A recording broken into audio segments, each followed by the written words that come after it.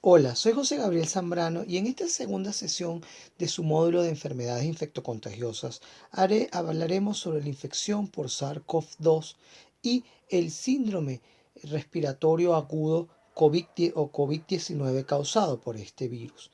Sabemos que este virus, que es una zoonosis, que se habla de que posiblemente se contagió a través de los murciélagos o de otros animales al ser humano, por eso se denomina zoognosis, se convirtió en una pandemia al afectar a individuos en todos los países de todos los continentes de este mundo, paralizando las actividades diarias por aproximadamente 2 años y con millones de personas afectadas y muertos.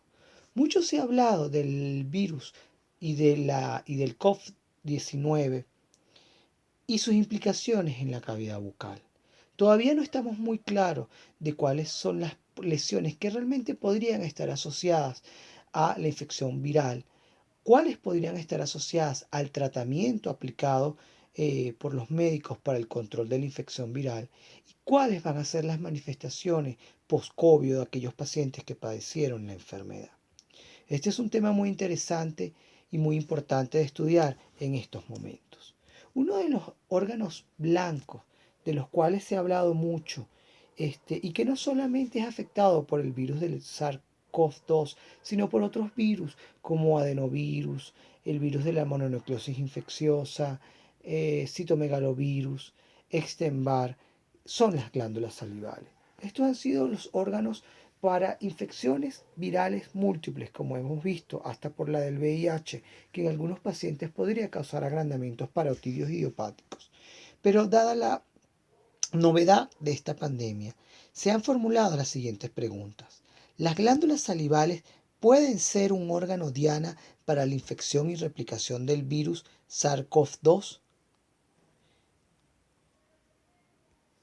¿Qué piensan ustedes? ¿Las glándulas salivales pudieran ser reservorios de este virus? ¿Qué piensan ustedes acerca de esto? ¿La saliva puede ser una posible vía de transmisión de la infección? ¿Y qué implicaciones tiene la infección de SARS-CoV-2 en la cavidad bucal y las glándulas salivales para la salud pública? En esta presentación, que la dividiremos en dos partes, veremos las generalidades sobre las glándulas salivales y la saliva, generalidades sobre la infección y replicación por el SARS-CoV-2, la expresión de los receptores necesarios para la infección en las glándulas salivales, el virus de SARS-CoV-2 en glándulas salivales, este virus y su presencia en saliva, y la infección en SARS-CoV-2 en cavidad bucal y sus implicaciones en la salud pública, específicamente en la transmisión de la infección viral y en las pruebas diagnósticas. Hablemos un poco de las glándulas salivales.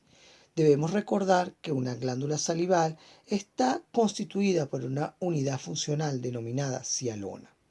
La cialona está formada por estas estructuras o terminales secretoras que llamamos adenómeros, acinos o porción secretora, que va a ser la encargada de producir la saliva, y por un sistema de conductos excretores que va a modificar esa saliva y a permitir su viaje a través del sistema del conducto excretor hasta ser liberada en la cavidad bucal.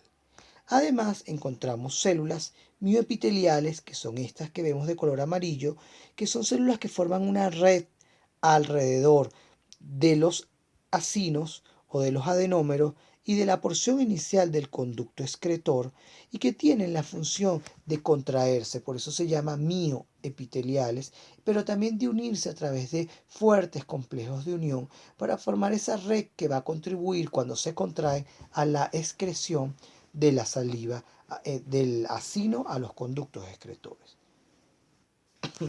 Tenemos diferentes tipos de acinos y debemos recordar que los acinos serosos son estos que vemos aquí, son acinos redondeados, pequeños, con una luz pequeña central, con las células piramidales, los núcleos redondos ubicados hacia este polo que es el polo basal y gran cantidad de gránulos decimógenos que contienen los componentes de la saliva. El acino mucoso tiene otras características, es de mayor tamaño, con una luz central más amplia, los núcleos están achatados y aplastados hacia la periferia, no son redondeados como los acinos serosos, su citoplasma es claro porque tiene gran cantidad de mucina, de ahí su nombre mucoso, que no se tiñe con la coloración de hematoxilina y eosina. Y tenemos acinos mixtos, que tienen una parte mucosa, como vemos aquí, y una parte serosa. Aquí vemos un corte histológico y fíjense cómo vemos los acinos mucosos, acinos serosos y los acinos mixtos. También tenemos un sistema de conductos excretores. Ese sistema de conductos excretores puede ser dividido en dos porciones. Una porción inicial, que es esta que vemos aquí, que se llama conducto intercalado, que está unido al adenómero o la porción secretora, y una porción posterior que se llama conducto estriado y conductos excretores principales. Entonces fíjense cómo vemos que el sistema de conductos está formado por un conjunto de conductos que son estriados, intercalares, que es el inicial, el estriado, que es el que le sigue, y los grandes conductos excretores, que somos estos que vemos aquí, a través del cual viaja la saliva y la saliva es modificada. Y fíjense cómo vemos con esta tinción de inmunistoquímica, cómo se tiñen o se marcan las células miopiteliales que están alrededor de los acinos y que tienen la capacidad contráctil. Entonces, esta es la estructura básica de una glándula salival. Sin embargo, fíjense que ya está formado además de estas estructuras que hemos hablado, que son los acinos y conductos excretores que forman el parénquima glandular. También las glándulas están formadas por un tejido conectivo que va a formar el estroma, un tejido conectivo que va a formar una cápsula que va a delimitar esas glándulas, que va a emitir hacia el interior de la glándula tabiques, que las va a dividir en lóbulos y lobulillos, y además a través de ese tejido conectivo van a entrar arterias y arteriolas que van a nutrir al parénquima, es decir, a esos conductos excretores y adenómeros de las glándulas salivales. Va a entrar fibras nerviosas para inervar a la glándula salival y venas para que se trasladen las sustancias de desecho. Además, generalmente en algunas glándulas salivales mayores principalmente encontramos gran cantidad de tejido linfoide para la defensa de estas glándulas. Sabemos que ya se clasifican en mayores y en menores. Las glándulas salivales mayores son principalmente un par, que son las parótidas, las glándulas submaxilar y las glándulas sublinguales, que tienen conductos excretores a través del cual se libera la saliva.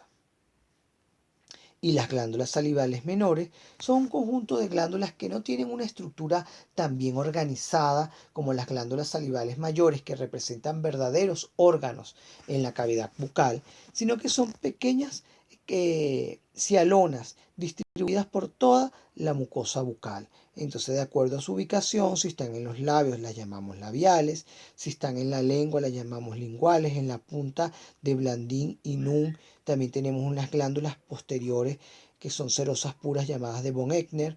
Si están en la zona retromolar se llaman retromolares, palatinas cuando se encuentran en el paladar duro y en el paladar blando, y bucales en la mucosa del carrillo. Algunas cosas interesantes, nuevas, sobre las glándulas salivales.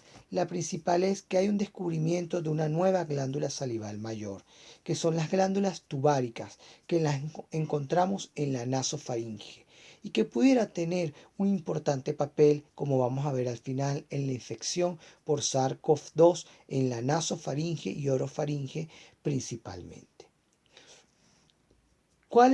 ¿Cómo se produce la saliva? Debemos recordar que la saliva se produce por la liberación del contenido que tienen las células que forman los acinos hacia la luz del acino y es trasladada por los conductos excretores. Pero también la composición de la saliva es modificada a través de su recorrido por el sistema de conductos excretores, transformándose en una saliva primaria, que es la que inicialmente forman los adenómeros, en una saliva de tipo secundaria. Entonces tenemos que esa saliva es el líquido básicamente producido por los adenómeros de las glándulas salivales con una gran cantidad de funciones dentro de la cavidad bucal.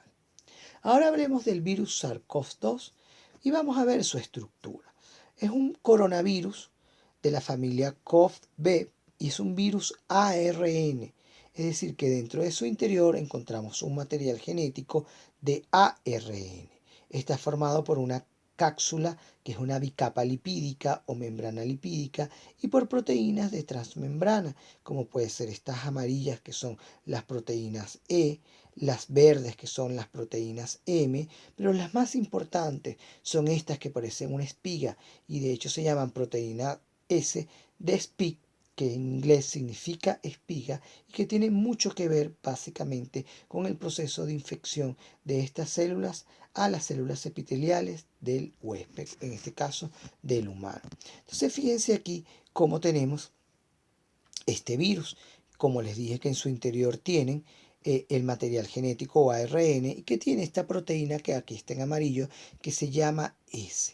Para que pueda haber infección en el cuerpo debe haber receptores en ciertas células y órganos diana del cuerpo humano, como son los receptores ACE2 y TMPRSS2.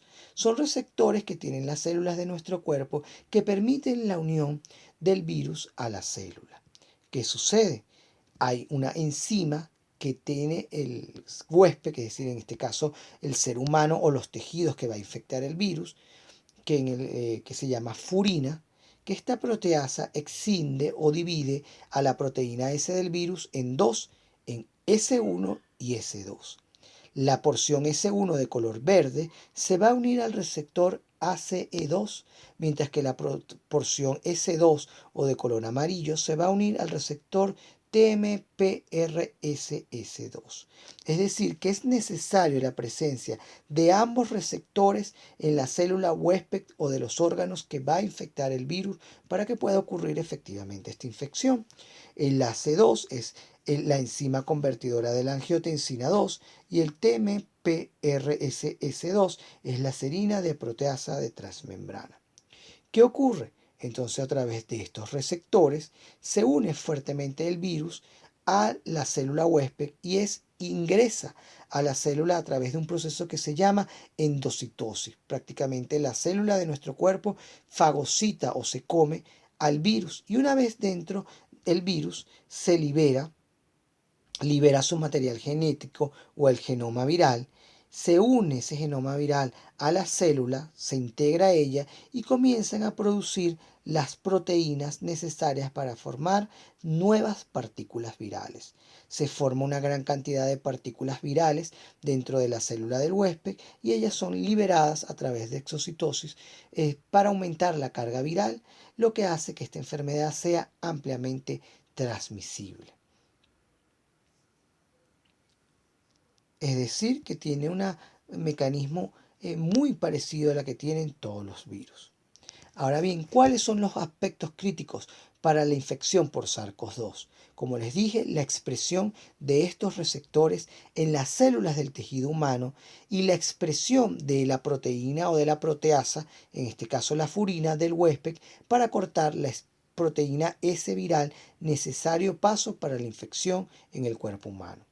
Las células epiteliales de diversos tejidos del cuerpo expresan estos receptores y por eso se consideran órganos diana, como son el epitelio pulmonar, el epitelio renal, los testículos, el tejido adiposo, el sistema nervioso, la mucosa olfatoria, la nasofaringe, la orofaringe, la cavidad bucal, la mucosa gastrointestinal, el endotelio vascular, las glándulas lagrimales, pituitaria y próstata. ¿Y qué pasará con las glándulas salivales? Pues esto lo veremos en esta clase. Ahora hablaremos, después de esta breve introducción, acerca de las glándulas salivales y la infección por SARS-CoV-2. Vamos a hablar de algunos estudios, como este estudio de Bruno Fernández Matuc y colaboradores, en donde se realizaron biopsias post-mortem de pacientes fallecidos por COVID-19. de las glándulas parótidas, submaxilares y menores del labio inferior. Se determinó la presencia del virus en las glándulas salivales a través del PCR en tiempo real. Se empleó también inmunohistoquímica para la identificación de los receptores necesarios para la infección y la técnica convencional con hematoxilina y eosina y microscopía electrónica. La muestra estuvo conformada por 45 glándulas salivales de 24 pacientes, 20 glándulas parótidas, 15 submaxilares y 10 glándulas salivales menores. ¿Cuáles fueron los resultados de este hermoso estudio? Como vemos aquí, con microscopía electrónica, con inmunistoquímica y la técnica convencional de hematoxilina y eosina. Esta es la inmunistoquímica y esta es la técnica convencional. Los resultados arrojaron que el 60% de las muestras fueron positivas para la presencia del virus SARS-CoV-2 y en el 75% de los pacientes. Algo muy importante, que encontraron daños citopáticos por el virus en las células tanto del acino como ductales y que había una alta expresión de los receptores ACE2 y TMPRSS2 tanto en las células de los acinos como de los ductos, tanto de las glándulas salivales mayores y menores. Este estudio de Chokihiko Sawa y colaboradores se realizó en tejido humano para determinar la expresión de los receptores ACE2 y TMPRSS2 en la cavidad bucal y en las glándulas salivales a través de una técnica denominada inmunofluorescencia. Con estas hermosas imágenes de histopatología y de la inmunofluorescencia, ellos lograron determinar que hubo una alta inmunoexpresión de los receptores del SARS-CoV-2 en las glándulas salivales, principalmente en unas glándulas ubicadas en la lengua denominadas de von Eckner, que son unas glándulas serosas puras ubicadas en la raíz lingual, y también en las glándulas labiales. Pareciera que el receptor TMPRSS2 se expresa con mayor intensidad en el sistema de conductos excretores, mientras que el AC2 pareciera que se expresa con mayor positividad en los acinos glandulares. Pareciera que se expresa más en los acinos serosos que en los mucosos. Es por eso que tiene una alta inmunoexpresión en estas glándulas serosas puras de von Eckner y quizás en la glándula parótida, que es una de las únicas glándulas serosas puras del cuerpo humano. También se expresaron mucho en el sistema de conductos excretores, principalmente en el conducto estriado. Este hermoso artículo de Ni Huang y colaboradores, que busca ver la infección de SARS-CoV-2 en cavidad bucal, determinó que en el 57% de las muestras había infección viral, con cargas virales más altas en las glándulas salivales menores versus las mayores. Además, la infección fue regional, al tener cargas virales más altas en algunas cialonas en comparación con otras. Es muy importante que histopatológicamente hubo una respuesta inmunológica contra la infección viral del SARS-CoV-2 con una cialoadenitis crónica, con un aumento importante de la cantidad de linfocitos T y B que distorsionaron la arquitectura glandular produciendo atrofia y fibrosis. Y esto es sumamente importante porque cuando hagan su revisión al participante que decida estudiar las manifestaciones bucales producto de la infección viral, van a notar que hay una gran cantidad de reportes de casos de agrandamientos parotídeos o glandulares similares a los causados por otros virus en los pacientes que contrajeron COVID-19. También cialodinitis crónica como una manifestación de esta enfermedad han sido reportadas frecuentemente en estos pacientes. ¿Cuáles son los puntos claves entonces de la infección por SARS-CoV-2 y las glándulas salivales? Que la evidencia científica actual comprueba que el epitelio de las glándulas salivales, tanto ductales como acinares, expresan receptores AC2 y TMPRSS2. Hay mayor expresión en las glándulas salivales que en el epitelio pulmonar y la mucosa gastrointestinal, que han sido los tejidos o los órganos diana descritos en la literatura. Esto quiere decir que las glándulas salivales pudieran ser un órgano diana para la infección por el virus de SARS-CoV-2.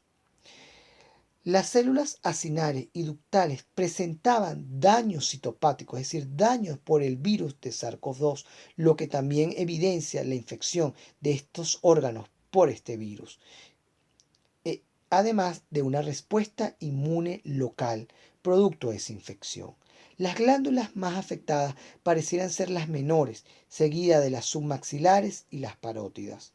Entonces las glándulas salivales son un órgano diana para la infección por el SARS-CoV-2 y pueden comportarse como un reservorio del virus, es decir, un órgano donde no solamente se replica el virus, sino se mantiene en forma activa por largos periodos de tiempo.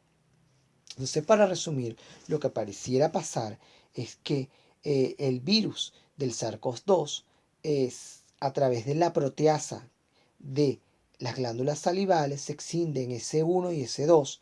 Como vimos, el S1 se va a unir al receptor AC2 y el S2 al TMPRS2, SS2, receptores que están expresados tanto en los acinos como en los conductos excretores. El virus va a infectar entonces a la glándula salival a través de este mecanismo. Se van a replicar estos virus dentro de el acino y los conductos excretores y van a ser liberados a través de los acinos y los conductos excretores junto con la saliva, esa luz, y ser excretado a la cavidad bucal. Entonces es importante que vamos a ver que la infección de SARS-CoV-2 en las glándulas salivales está íntimamente relacionado con su expresión en saliva. Esto lo vamos a ver entonces en la próxima clase, la expresión básicamente de este virus en la saliva.